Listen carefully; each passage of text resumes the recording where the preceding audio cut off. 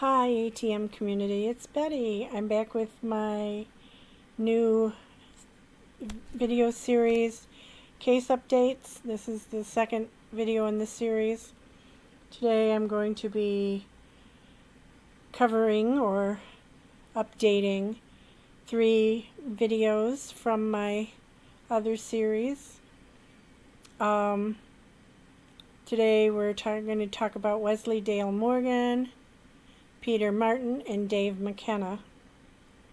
Now, this is take 2 for me for this video because I recorded the video, but I don't know where it went.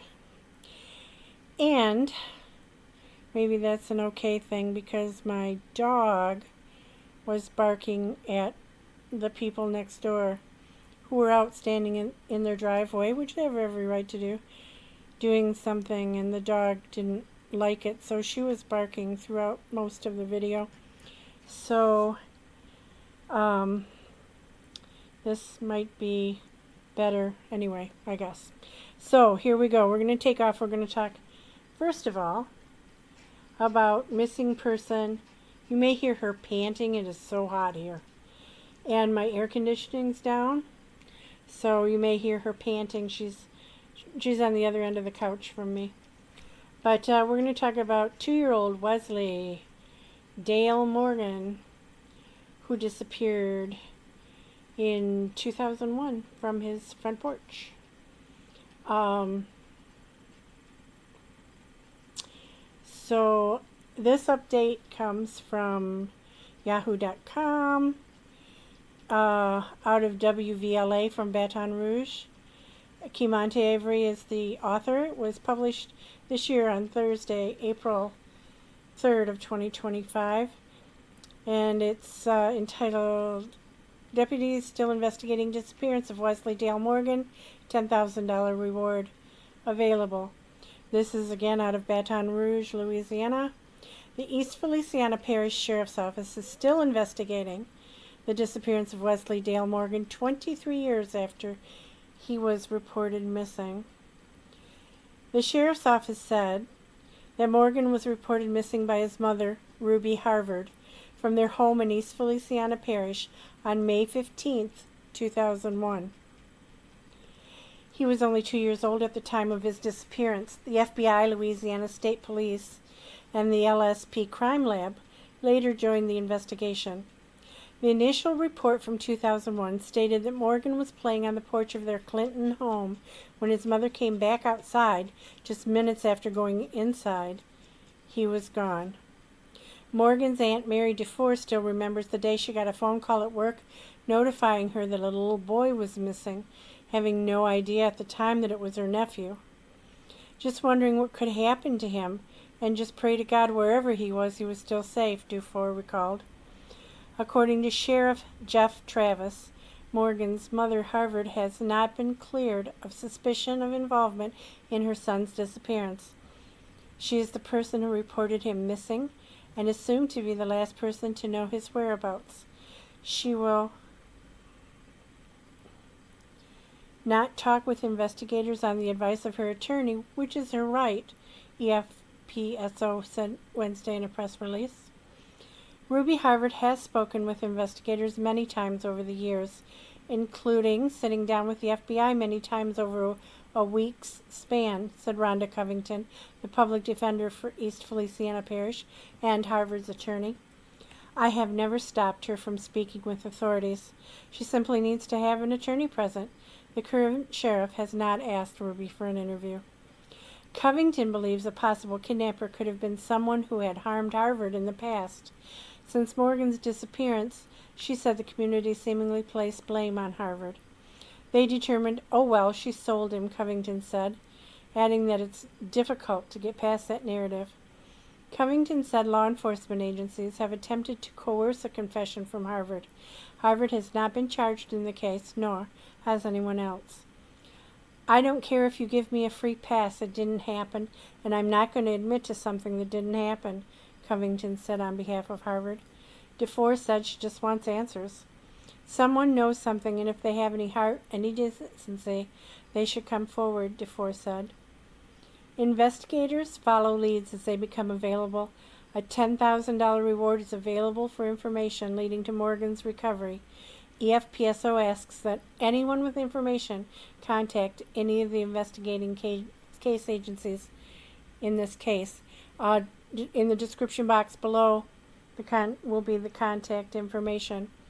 You might think that the remark, "Oh, she just sold him," came out of thin air, but that's not the case. It stems from Ruby Harvard several years later, after Wesley's disappearance. I think it was around 2007. She was with a different man, and she was pregnant again, and she was contacted by a couple who could not have children, and she arranged for them to pay her $2,000. Now, Ruby says that the $2,000 were simply for prenatal medical expenses only, with no promise of surrendering the child. But the couple maintained that they had a contract with her that if they paid her $2,000, she'd give them the baby when the baby was born. Well, when the baby was born, Ruby said she was going to keep it. So the couple sued her, came out in court that Ruby had receipts, and she had only spent the $2,000 on medical expenses, so she was not held responsible, and the contract was deemed not enforceable. That the couple were just presumed that she was going to surrender the child, but there was no such agreement, and she contracted to get $2,000 from them for prenatal medical expenses, and again, she had receipts to show that's what she spent the $2,000 on. So if you look at the picture I've provided, there's age progression there. He'd be about 25, 26 years old today, and hopefully we can get some new leads or even resolve this case. That would be wonderful. If you know something about the disappearance of Wesley Daley Morgan back in 2001, call the authorities. Let them know. Let's bring this little tiny boy, who'd now be, of course, a much older adult, home, okay? Back to his community, back to his family. We're still looking for him after all this time, and who wouldn't be, right? Okay, our second case is Indigenous person Peter Martin.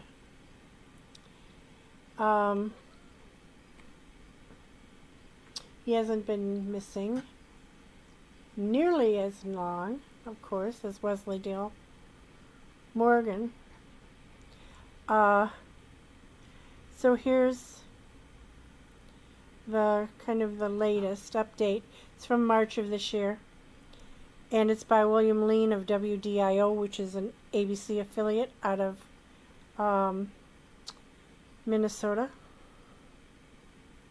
It's updated on March 8th, and it says, "Remembering Peter Martin, who's been missing for 1 year." So he went missing on March 8th, 2023. Community members of the Fond du Lac Band of Lake Superior Chippewa Reservation rallied together remembering Peter Martin. Today marks 1 year since Peter went missing in the greater Cloquet area. Maybe Cloquet. I don't know. I'm not a native French speaker, so I apologize. Ian Martin is Peter's nephew. He says several communities throughout Northland have shown their support looking for his uncle. A lot has happened within the past year. A toll has definitely been taken with the family. Within the spring or the summer, we'll be having more events, Ian said, which is right now as I'm making this video. As for searching, we're hoping to get back out on a lot of search parties once the snow melts up. There's been some searches done this winter, too. In 2024, the Minnesota Bureau of Criminal Apprehension reported 716 Indigenous persons missing throughout the state of Minnesota. However, throughout northeastern Minnesota, there's been more awareness for missing and murdered Indigenous relatives. Kayla Jackson is a close friend of the Martin family. She says Peter meant a lot to his family. Here's some of her thoughts remembering Peter Martin. "The way I know him, he's really outgoing. He's really funny," Jackson said. "He had a daughter and really did a lot for her. Everyone got to see a really good side of him, and he has a big family, lots of nieces and nephews." Jackson also added that the Fond du Lac Band of Lake Superior Chippewa Reservation has improved their response to families with a missing relative. The Fond du Lac Reservation, they provided like a safety squad. They really worked with us immediately when we first started searching, Jackson said. Fond du Lac has really adapted and adjusted to helping families who are in need. Some of the indigenous tribes in Minnesota have created Tribal Community Response Plans, or TCRPs. The Department of Justice also says these TCRPs create a set of guidelines to help a tribe locate a missing person more effectively. Jackson says the Martin family has also seen support from other indigenous families experiencing the same emotions. Coming together in that way, going to those, feeling brave enough to go to those things, Jackson said. "I feel like there is a supportive community that's going through the same thing. If anyone has any tips or information related to the whereabouts of Peter Martin, don't hesitate to call the Fond du Lac Police Department. You can also reach out to the St. Louis County Sheriff's Office. So let me see here if I can get the stats for you. He's really missed by his family, and that's important that they're out there looking. When he went missing, he was 31. He's 5'6", maybe 130. Brown on brown, because he's indigenous. 5'10". I'm 180. He's got tattoos on his upper arms, chest, and forearms. You'll be seeing a picture of him here, of his tat on his arm. It's not a sleeve. Well, yeah, I guess so. Maybe like a 3/4 sleeve. I don't know. I don't have tats, and I don't really know the rules for calling something a sleeve, I guess. But there's information in the box below the video for all 3 of these missing persons. Contact information for the authorities, so we can, get things together and bring these people home. This family really, really misses him. He's been gone for just, a little over a year. And we need to figure out where he went and where he is. Last but not least, here's a case that there is basically nothing about. The gentleman's name is David McKenna.